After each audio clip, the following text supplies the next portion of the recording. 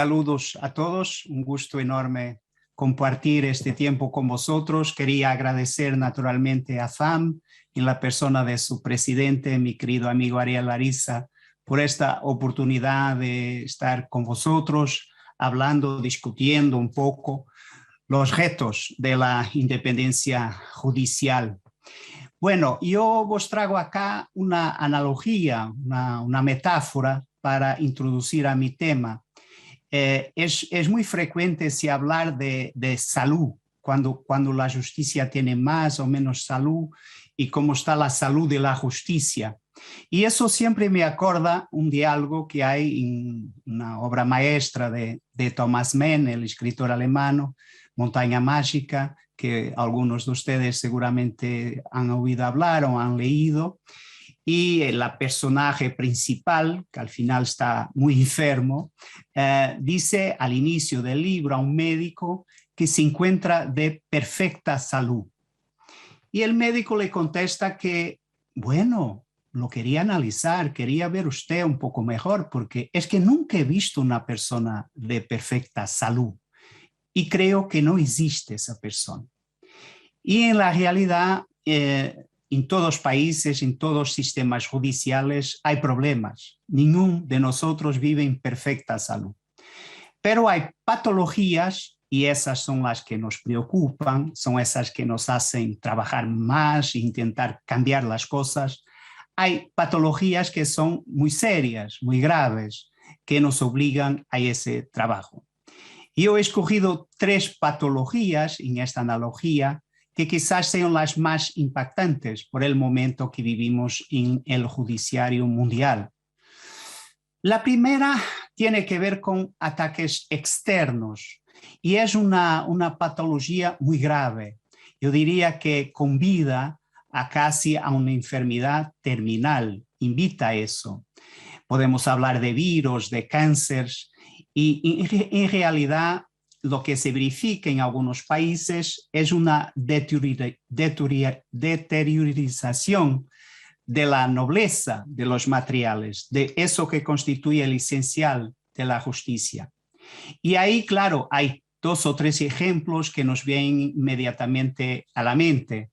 El primero de Turquía, donde se asiste a una derrocada del Estado de Derecho, como saben, cerca de 5.000 jueces y fiscales fueron dimitidos y más de la mitad de ese número detenidos, más de 40% del total. Todos sus bienes fueron confiscados. Hay una crisis humanitaria para esas personas.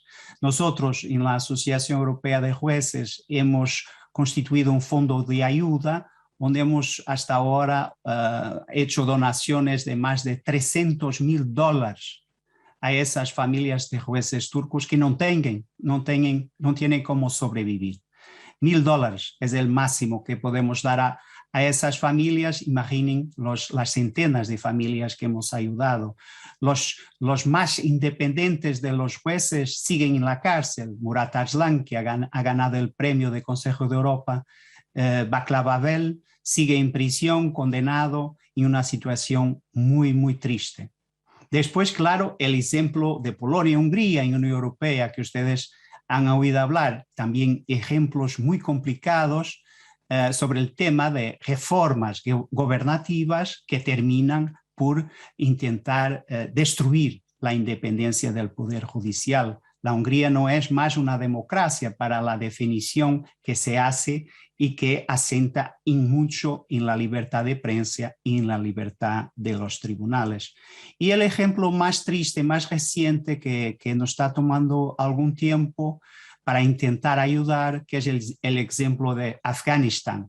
Y ahí hay una cuestión de género que quería subrayar, porque la persecución a los jueces y a los fiscales es aún más direccionada cuando se tratan de mujeres. Intentamos ayudar a esas personas, intentamos sacarlas del país al momento y encontrar países que puedan ofrecer visas para que ellas puedan salir.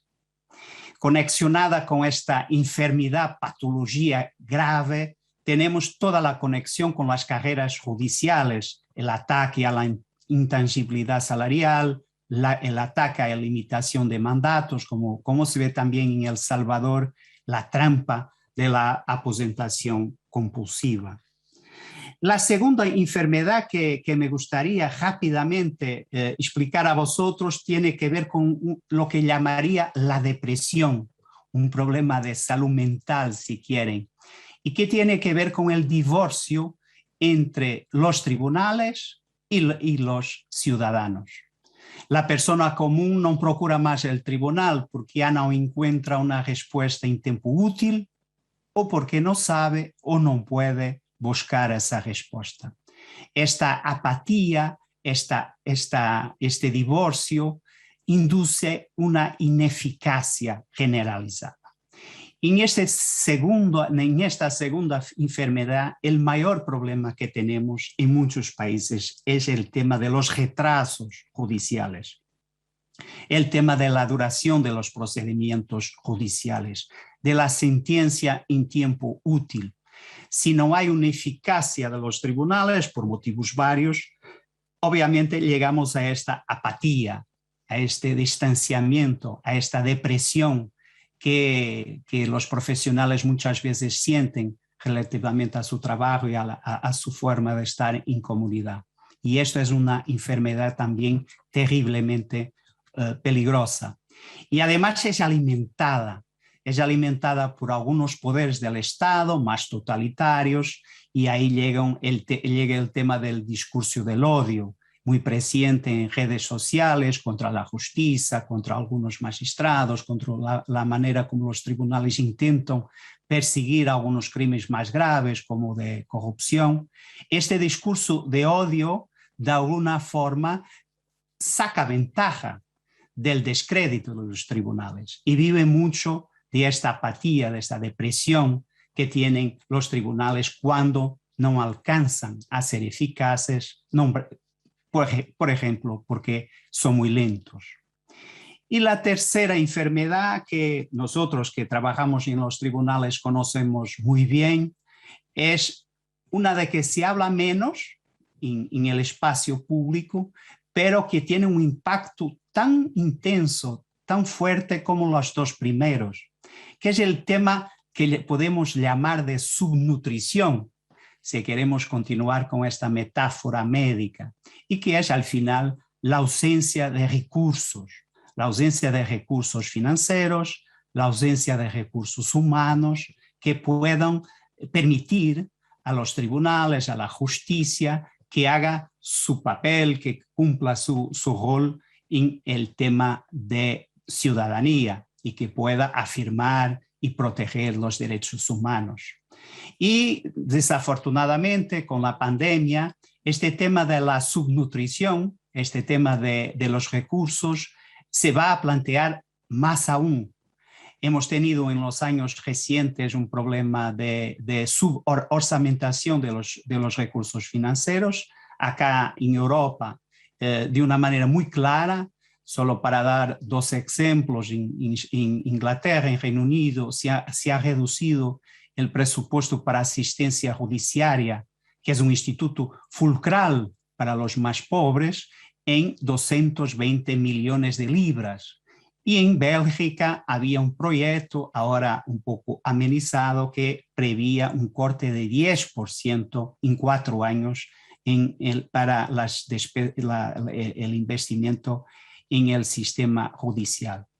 Así que en Europa, en todas partes, hay este problema terrible de subnutrición, de escasez de recursos humanos, agravados naturalmente por la pandemia. Es distinto del caso anterior, de que vos hablaba antes, porque el judiciario sigue efectivo, no tiene demasiados problemas de lentitud, pero se acaba por tornar ineficiente por esta situación de escasez de recursos, ausencia de recursos. Y estas tres patologías, la más grave, que está al nivel más intenso de todas y que nos cumple a nosotros denunciar e intentar que las cosas cambien, como el ejemplo que vos he dado de Turquía o Afganistán. La segunda, que tiene a ver con esta apatía, este divorcio respecto a la justicia y a los ciudadanos, y esta última de la ausencia de recursos, las tres somadas, algunas veces más presentes en unos países que en otros, a veces presentes en las tres, a veces mitigadas por otras circunstancias o agravadas, generan una permanente crisis de confianza en algunos de estos sistemas.